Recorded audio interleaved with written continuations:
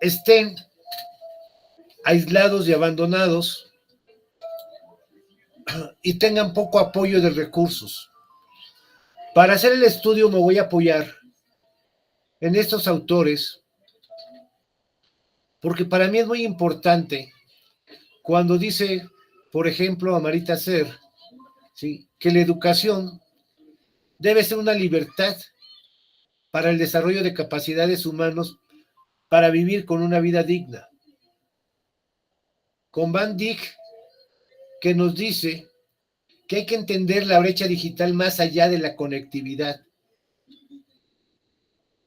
Con Mar, que debemos entender precisamente el acceso a la tecnología y la educación como un derecho humano vinculado al desarrollo comunitario. Con Paulo Freire, que nos dice precisamente que nosotros debemos de educar y no adoctrinar.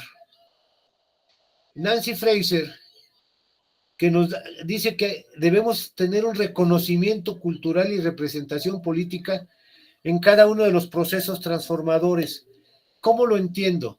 Lo entiendo que la educación que tenemos que llevar a ellos tiene que nacer de ahí, pero nacer de ahí en el aspecto entendiendo su idiosincrasia, su cultura, para poder llevarlos a un mundo de transformación, no nada más en el conocimiento, sino también en lo social, en lo laboral, ¿sí?, y en un desarrollo de su comunidad. Debemos de trabajarlo en una forma conjunta. Para este enfoque, estoy aplicando porque ya empecé con 3 encuestas estructuradas a 3 grupos, ¿sí?, donde estoy tomando en cuenta a los padres de familia, a los estudiantes de distintos niveles, ¿sí?, y estoy tomando también en cuenta al personal docente para escuchar de viva voz su historia, porque más que números, quiero ver la historia viviente de lo que están sufriendo. Una cosa es los números, la narrativa, y otra cosa es la realidad. Sí. Asimismo, dentro de mis hallazgos preliminares, me pude dar cuenta de lo siguiente: 42% de las infraestructuras básicas carecen de electricidad, de agua potable, de instalaciones adecuadas. Ya no llamémosles una escuela como las que estamos acostumbrados a ver en zonas urbanas, por lo menos una escuela que tenga paredes de concreto, ladrillo, ¿sí?, carecen de ellos. Los hogares con computadoras, ¿sí?, solamente el 23%, pero en la zona, vamos a llamarle del centro.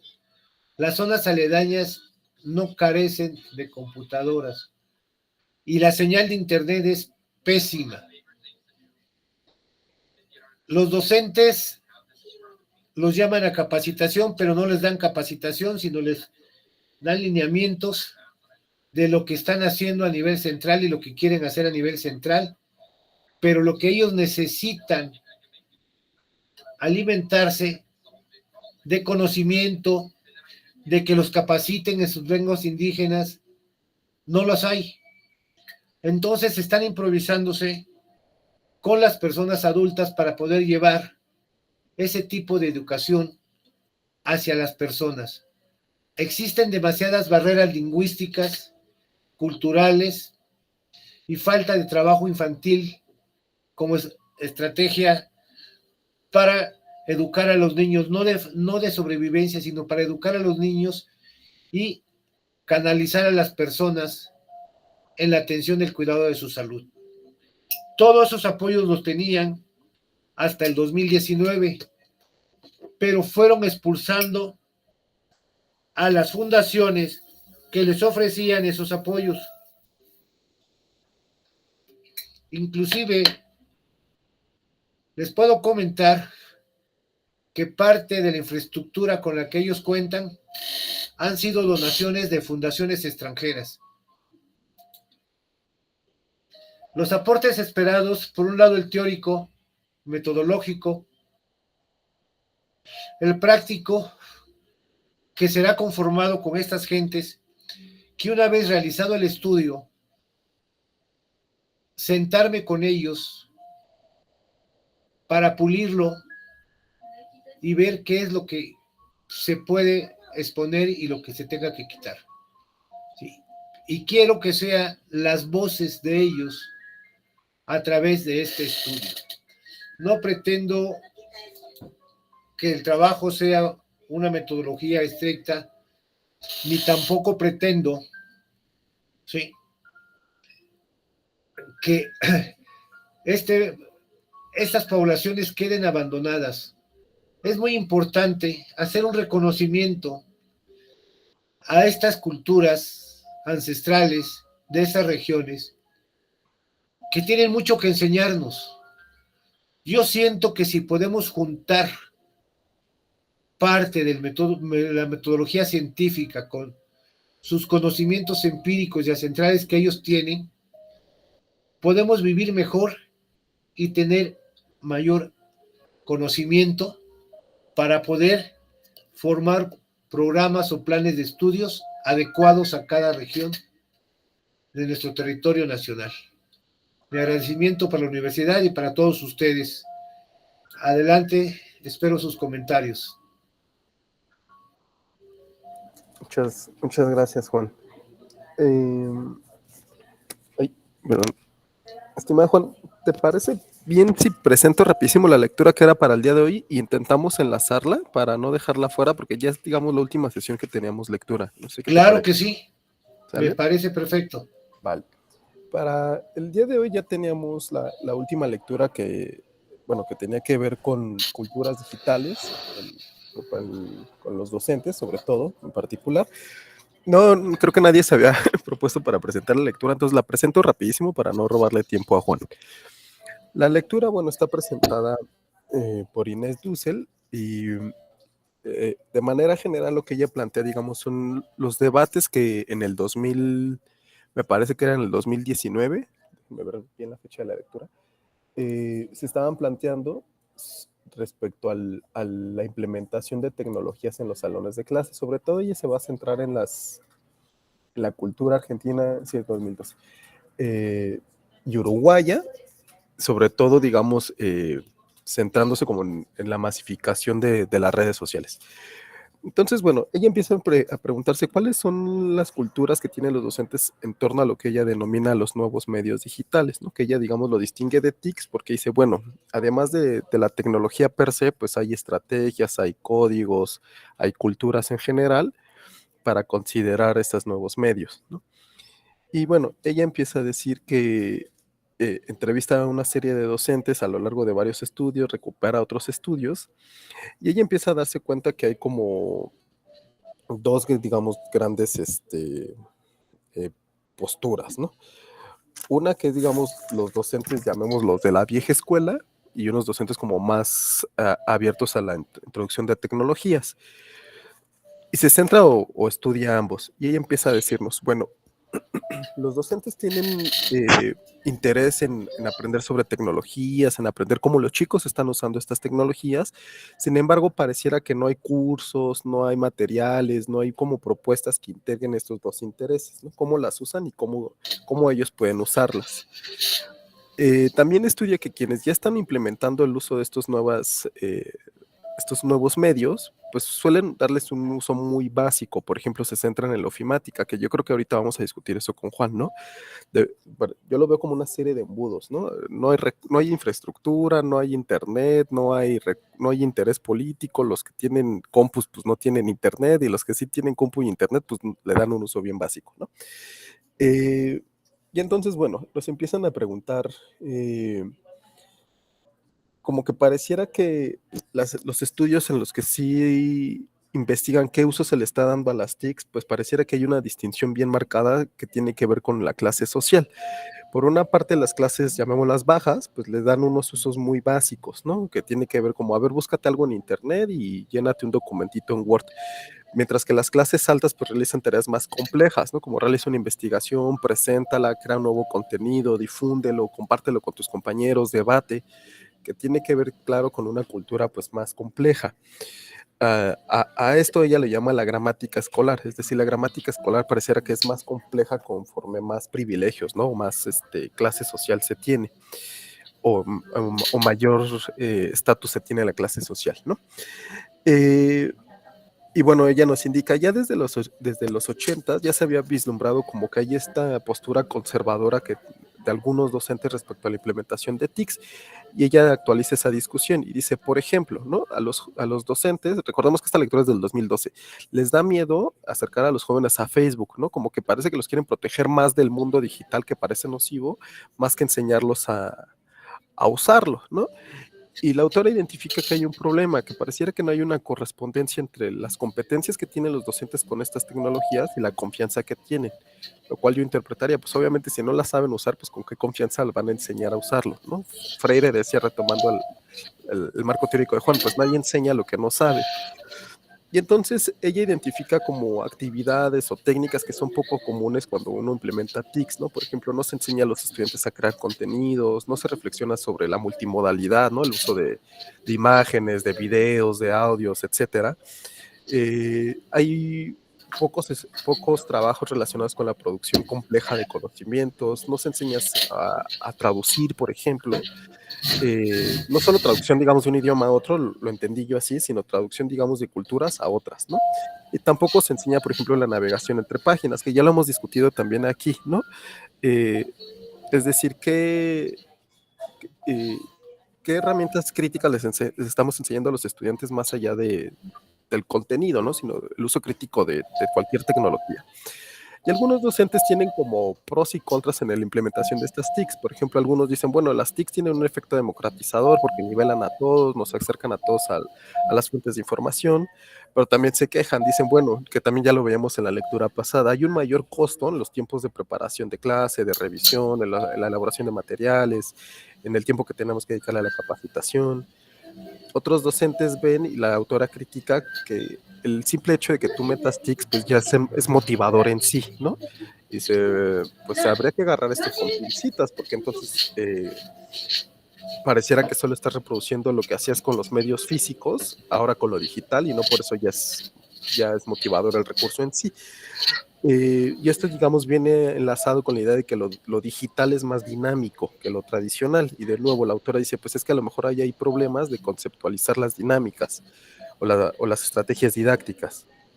Y finalmente, muy pocos docentes que, digamos, son los que ella identificó que son como los más versados, identifican que, bueno, el uso o la integración de TICs en la escuela, pues ayuda a los jóvenes a adaptarse a las culturas digitales que están en el tiempo presente, ¿no?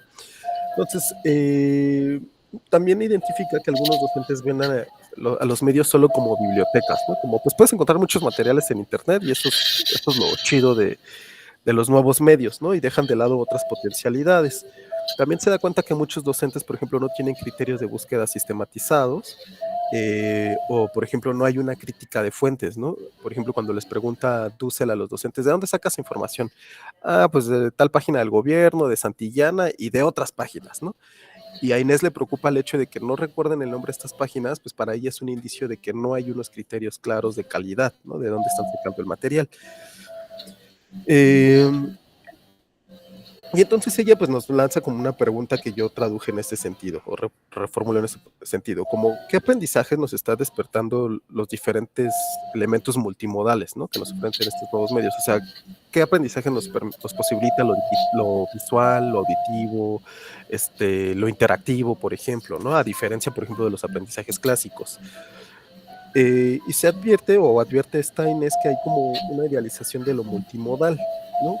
Que se puede quedar en un uso superficial. Por ejemplo, el hecho de que ya no presentes algo por escrito y ahora lo presentes en PowerPoint no significa que sea más crítico, más profundo el aprendizaje que estás realizando con los estudiantes.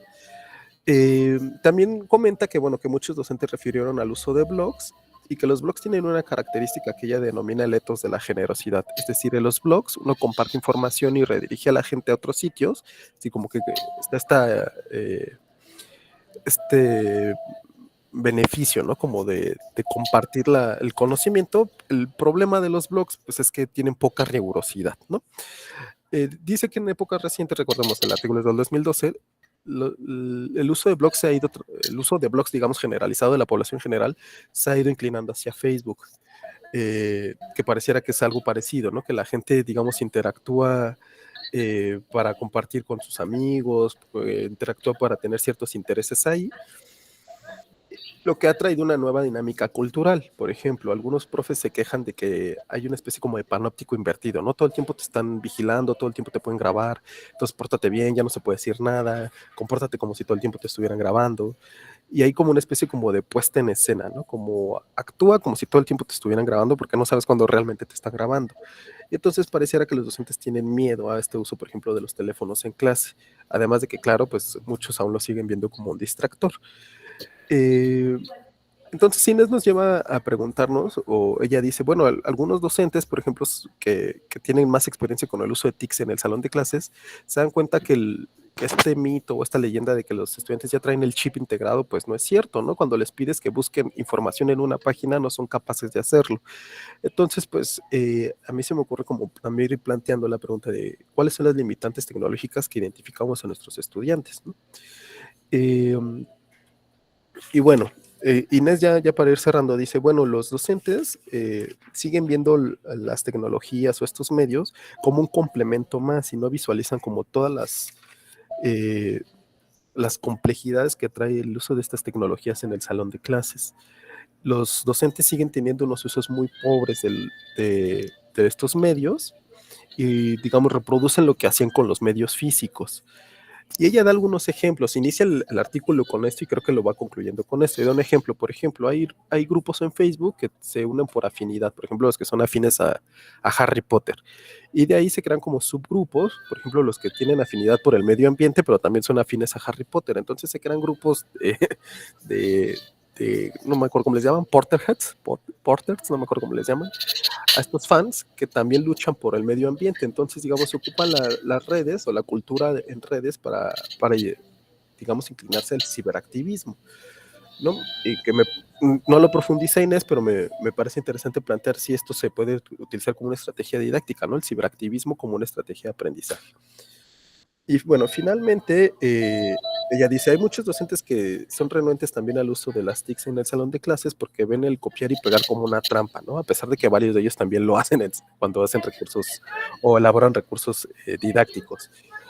Y entonces ella cita a varios autores y dicen, yo creo que el copiar y pegar es el inicio de una estrategia en la cual uno puede, digamos, ir haciendo pues cuestiones más complejas, ¿no? Por ejemplo, la selección, la curaduría, la explicación de por qué eliges una fuente o un recurso y no otro, lo cual, pues, digamos, pues lleva, digamos, a un aprendizaje más complejo.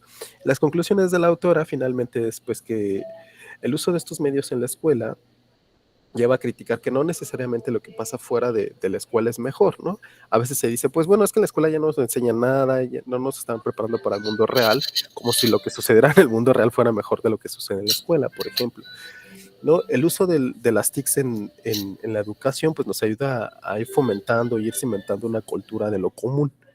También nos pone en igualdad de condiciones para producir y para circular, saberes. Y finalmente, pues bueno, nos ayuda, digamos, a llegar como a acuerdos, aunque sean provisorios, de lo que es verdad y no llegar a esta conclusión de que todo lo que piense cualquier persona es válido, ¿no? Que cualquier opinión es válida, sino que, bueno, se llegan a ciertos consensos, ¿no?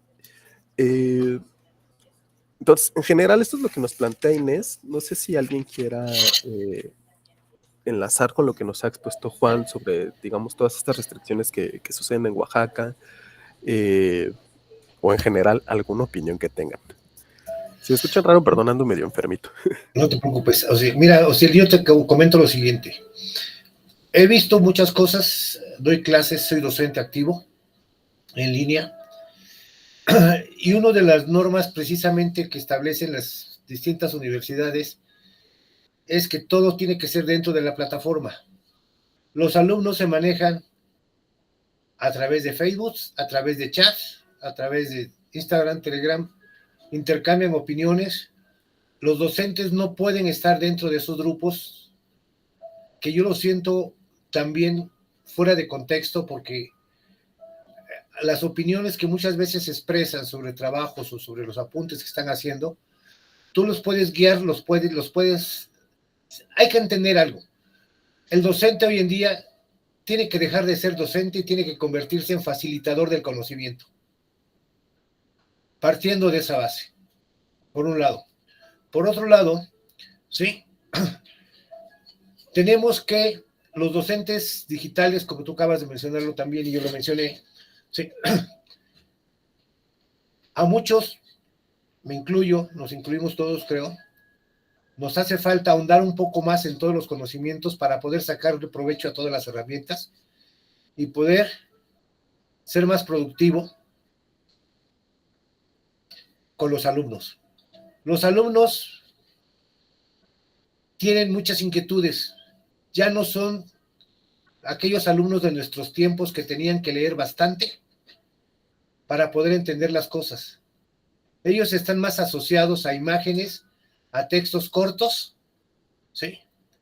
Para facilitarle. Ahora, si esto lo trasladamos a las regiones rurales, ¿sí? Tienen un problema. Su problema son los idiomas, sus lenguas indígenas, ¿sí? Entonces, ¿qué podemos hacer? Podemos ir asociando, por un lado, capacitar a todos los docentes, vamos a inmiscuirlos en el mundo digital, ¿sí? Y enseñarles también a cómo exponer su transmisión de ideas y cómo guiar a los alumnos. Los alumnos en clases, como tú decías, te están grabando, ponen nervioso al docente. Si eres un docente ético, no te va a importar que te graben. ¿Ya? Al contrario, muchas veces esa grabación te puede dar a ti las fortalezas para decir, voy a tener cuidado con mi clase, me voy a preparar mejor para ser mejor docente. Punto. No sé qué piensan los demás. Gracias, Juan. ¿Alguien que tenga algún comentario? No. Bueno, si no me autodoy la palabra. Quiero retomar lo que mencionas, Juan, porque me quedan algunas dudas.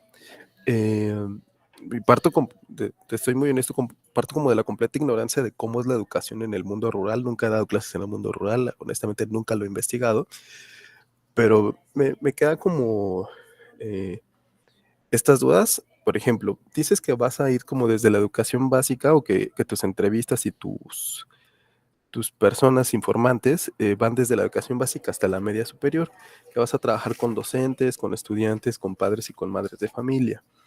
Me perdí un poquito, perdón, es que avanzaste muy rápido la diapositiva, ya no alcancé a copiar, pero bueno, alcancé a apuntar que el objetivo pues era llevar la educación a estos niños en su lengua indígena, ¿no? Fue lo que alcancé a captar, creo que es la diapositiva 2. Y entonces, me queda, bueno, y nos dices, hay muchos problemas, no se les enseña, por ejemplo, en su lengua natal, hay una ausencia digital, hay mucha escasez. Entonces siento como que hay una nube de problemas y no alcanzo a vislumbrar como qué es lo concreto. Te doy un ejemplo. Si tú vas desde la básica, me imagino primaria, hasta media superior, y tú les quieres llevar a educación, yo me preguntaría, ¿qué educación? Por ejemplo, yo he dado clases en secundaria y yo te preguntaría, ¿no? Porque es el tema que conozco. Por ejemplo, ¿qué de la historia les vas a enseñar? Por ejemplo, yo veo que en Oaxaca hay dos grandes tendencias, ¿no? Los que exaltan a Porfirio Díaz o los que exaltan a Juárez, ¿no? Porque son los personajes digamos, por definición, ¿no? Y el primer Porfirio Díaz, como el Díaz joven, llamémoslo así, antes de volverse el dictador. Y entonces yo te preguntaría, ¿no?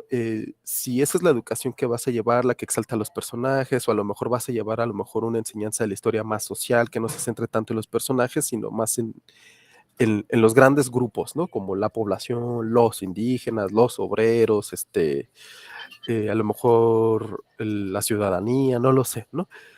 Porque ya nada más explicar eso, pues ya te da para una sola tesis, y que solo es la enseñanza de la historia en un medio rural, en media superior, ¿no? o en secundaria. Entonces siento que aún está como muy amplio. Y luego cuando dices, bueno, quiero ver qué opinan los docentes, qué opinan los estudiantes y qué opinan los padres y las madres de familia, y ahí yo creo que va a haber como contrastes en lo que te van a responder y ahí sería otra investigación. Te doy un ejemplo. Lo retomo de lo que tú dices. Tú nos dices, la mayoría de mujeres, creo que es la diapositiva 2, el 62.4% de mujeres son analfabetas, lo cual implica que, digamos, la generación de estas, anterior a estas mujeres analfabetas, es decir, los abuelos, probablemente no consideraban importante que las mujeres se educaran, ¿no? Entonces, muy probablemente se reproduzca un poquito esto en los hijos, ¿no? O los que ahora son padres de familia, pues. Entonces, lo que piensen los padres y los que piensen las madres probablemente va a diferir respecto a la educación de las hijas. Eso sí lo puedo afirmar porque sí he hecho estudios sobre el estudio de masculinidades en Oaxaca. Y sé que aún persiste mucho esta visión machista, ¿no? Entonces, como que siento que tienes ahí muchos problemas, como que tiras para muchos lados y me preocupa porque a lo mejor al momento de aterrizar lo teórico, lo general y lo lleves a lo específico, siento que te vas a perder o nos vas a perder. A lo mejor tú se lo tienes muy claro, pero a lo mejor a nosotros como tus escuchas, como tus lectores, nos vas a perder un poco. Y hablas de algunos otros problemas que yo pienso, híjole Juan, ¿cómo le vas a hacer? Dices, por ejemplo, hay problemas de corrupción, hay problemas de desplazamiento por el narco, hay falta estructural, pues de un montón de recursos, ¿no? No hay ni luz.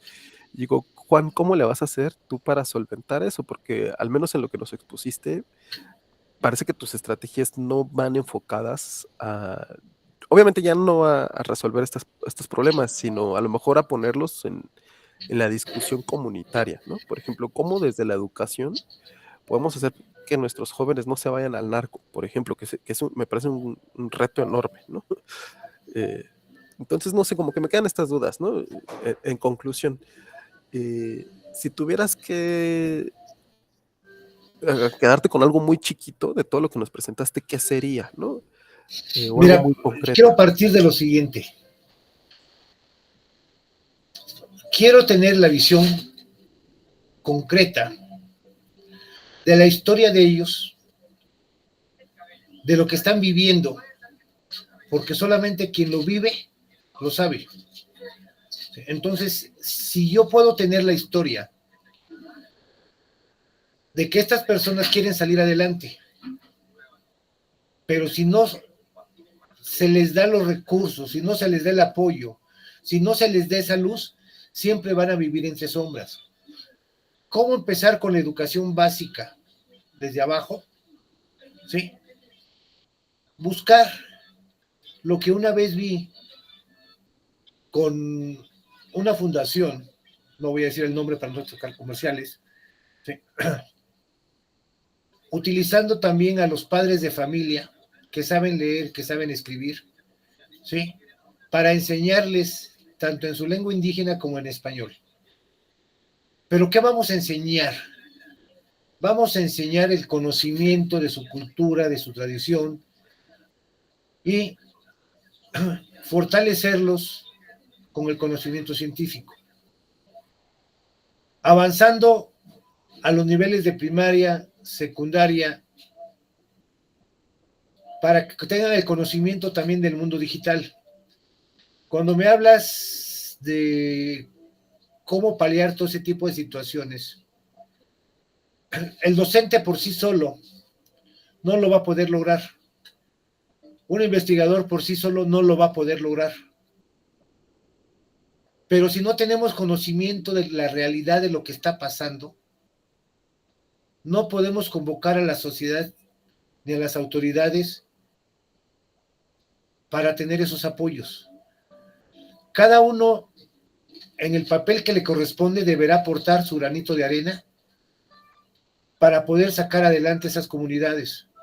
Yo te comentaba que hace tiempo, hasta el 2019, había fundaciones extranjeras y había misiones que llegaban a esas zonas para poder apoyarlos. Los apoyaban con recursos, los apoyaban se quedaban 2, 3 meses, 4 meses enseñándoles, ¿sí? Y que fueron expulsadas. No voy a ir tan lejos, en Nezahualcóyotl, aquí en México, en el 2019.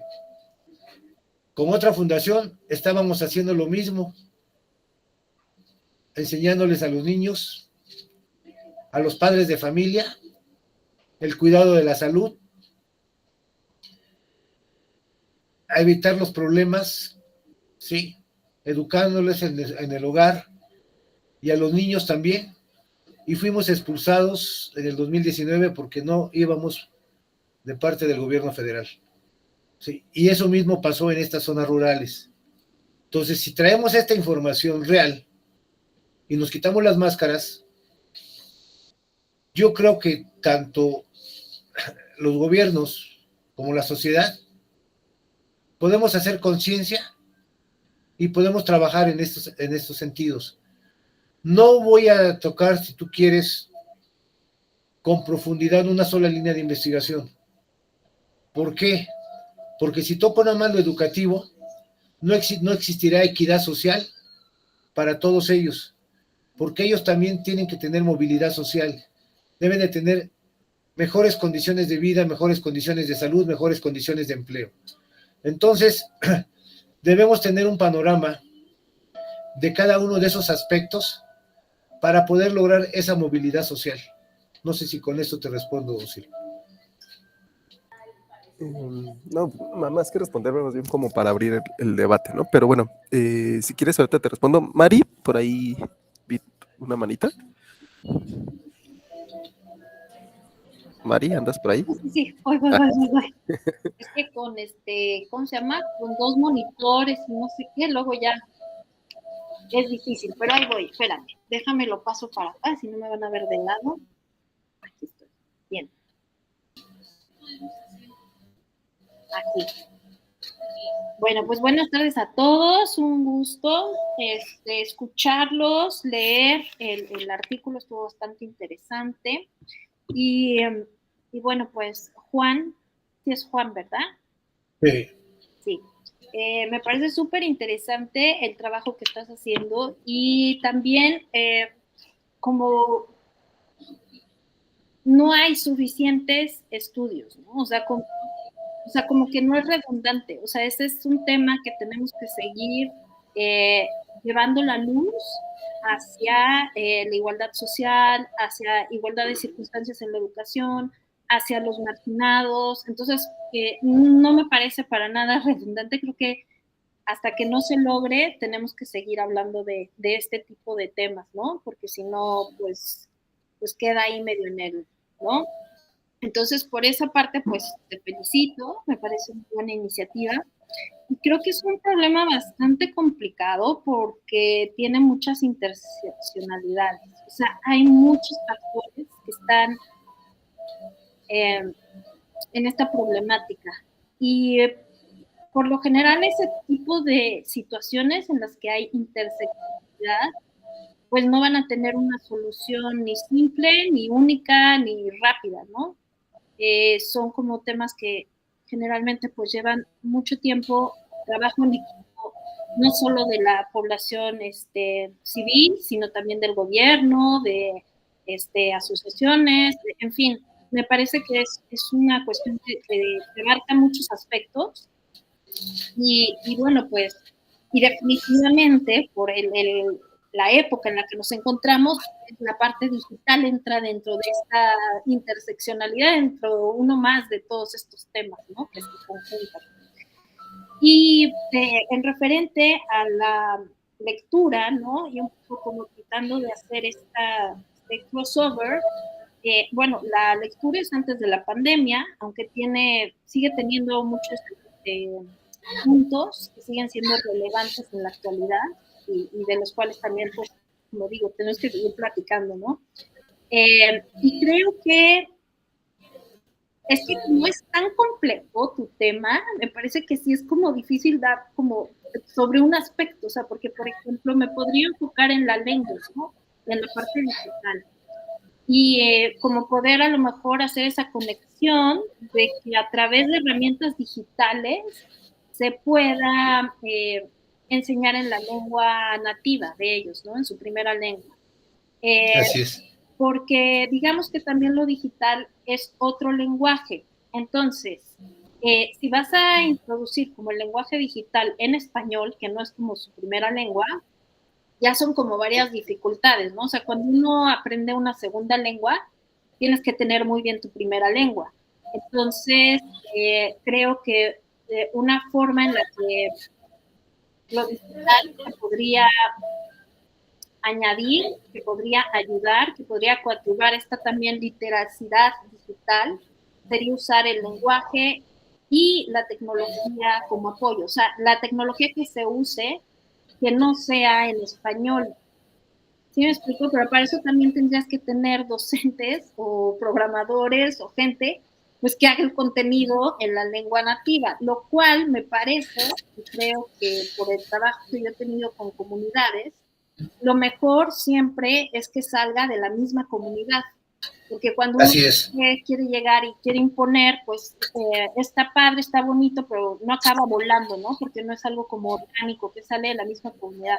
Entonces, no sé si a lo mejor algunos docentes o gente que esté muy empapada del tema que tú quieres divulgar, que por lo que entendiera como sus costumbres, su cultura, desde un método científico, que sea a lo mejor un grupito de la misma comunidad que se les pueda capacitar en la parte de tecnología para que ellos mismos sean los que vayan generando y creando esos contenidos en su propia lengua.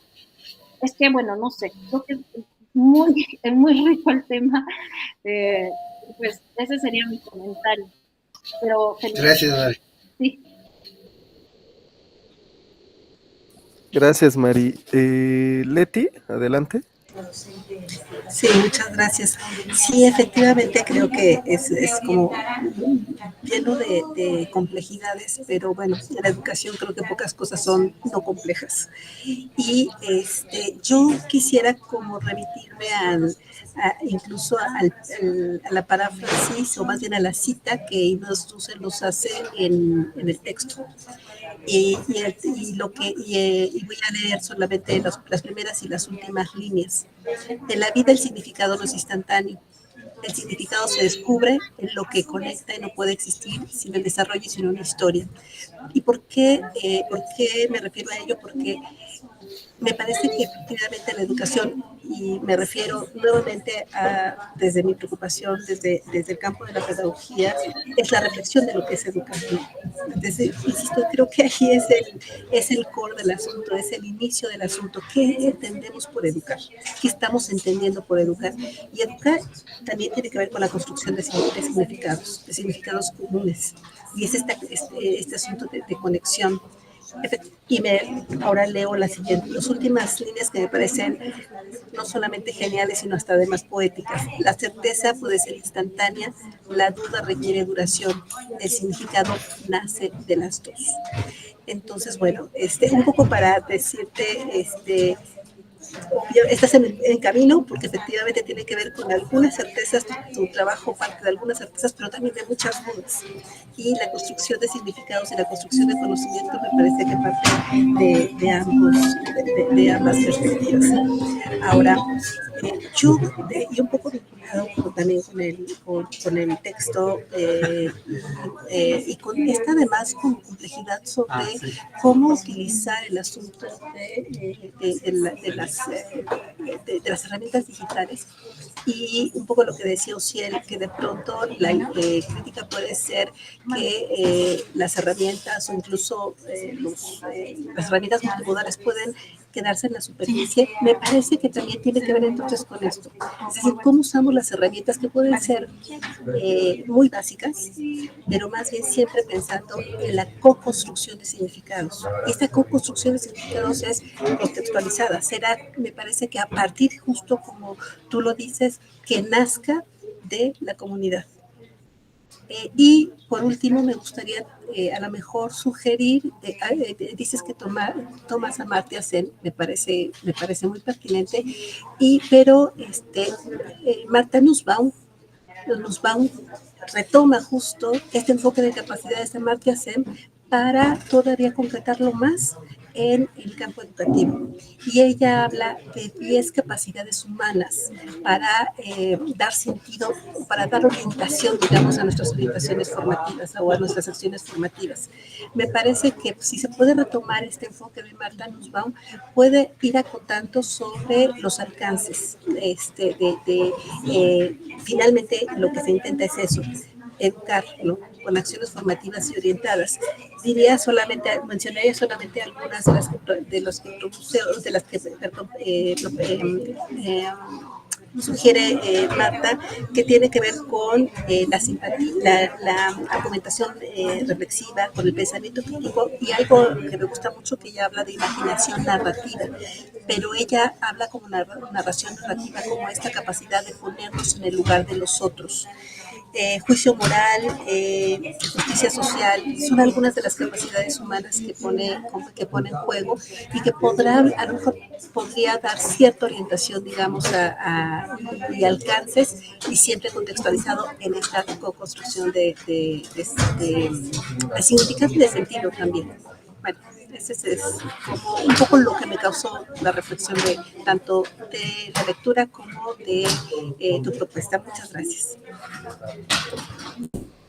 Juan, adelante, no sé si quieras replicar. Tu micro está apagado, Juan.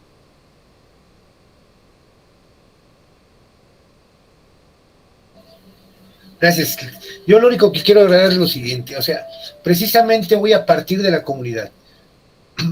¿Por qué? Porque no puedo hacer algo general para todo el territorio nacional, cuando cada comunidad tiene su propia idiosincrasia. Entonces, en estas dos comunidades tienen una gran similitud, sus carencias, sus abandonos, en todos estos tres aspectos. Entonces, ¿qué se puede hacer? Trabajando junto con la comunidad, con los gobiernos, ¿sí?, para que se pueda no avanzar en el corto plazo, si tú quieres, pero que sirva por lo menos de un cimiento para salir adelante y pueda transformar las vidas de estas personas.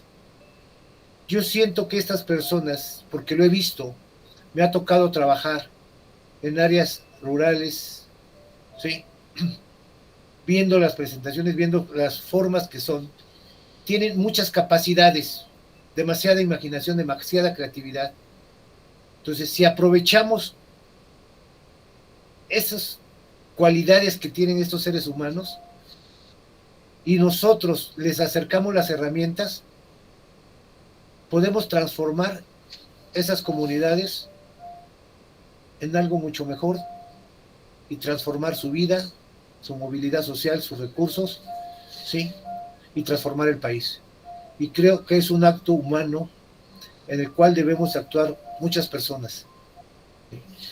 Y empezar por alfabetizar a los docentes, como siempre lo he dicho, para que los docentes también puedan transmitir sus conocimientos de la forma adecuada como facilitadores a los estudiantes. Nada más eso sí.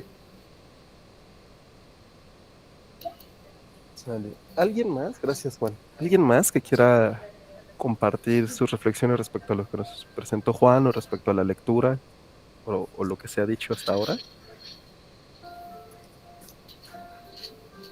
¿No? Bueno. Pues nada, Juan, agradecerte tu presentación, agradecerles a toda su presencia. Justo estamos sobre tiempo. Y ya nada más para, digamos, para ir cerrando esta sesión y en general el seminario de este semestre, comentarles que, bueno, pues no, la verdad no hubo muchas presentaciones de avances de trabajos. La siguiente sesión estaba programada como para un balance general de los talleres que iban a salir desde aquí. Pero bueno, como en general no hubo propuestas per se de talleres para la comunidad de la UNRC, pues les propongo que tal vez la próxima sesión hagamos un balance general del seminario de este semestre, con miras para ver qué haríamos el siguiente semestre, ¿no? Es lo que les propongo que hagamos, porque como tal no había alguna lectura. Les recuerdo, bueno, nos veríamos en 15 días, nada más se movió la sesión de hoy, les pido una disculpa por eso. Y les recuerdo que nos veríamos entonces ¿alguien tiene un calendario a la mano? El 26. El 26 de noviembre nos veríamos. Ya es nuestro No, ese último. sería 7 días, ¿no? 7 días, el siguiente miércoles, perdón. Ya nada más para hacer el balance final de esta sesión. Igual un poco a lo mejor para modificar los horarios, los días, si es que es pertinente. Pues eso, ¿no? Como también ya para darnos el último abrazo del semestre, porque ya se viene feo, se viene entrega de tragos finales, de entregas de calificaciones. Y pues eso, no sé si alguien más tenga algún comentario, queja, sugerencia.